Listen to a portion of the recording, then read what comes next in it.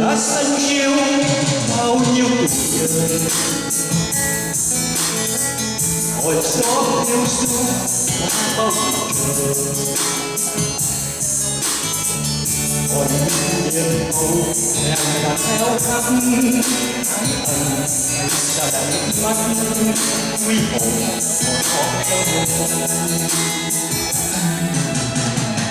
một ở thấy tôi như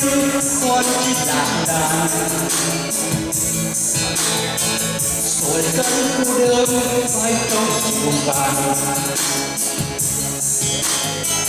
và một sao trời bão tố đến đường nhiều gắn bó tháng ngày làm em say tình yêu đã buông cánh sầu là xót lặng cho đời chắc chiều nhiều xin ban em nhớ gì không em nhớ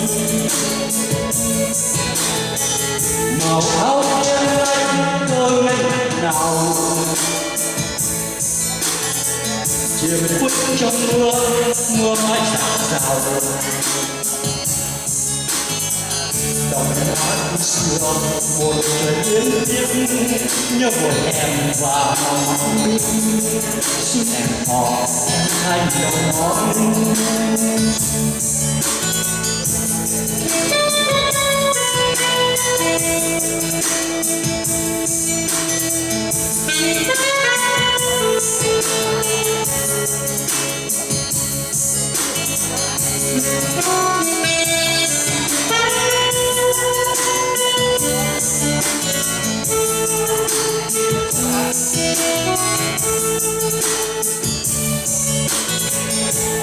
người đi mãi không về thời gian xót hồn không thể với họ niềm nhớ em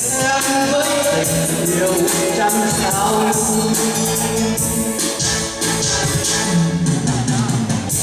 màu áo đen anh ngơ ngây ngày nào trời khuất trong mưa mưa bay rào rào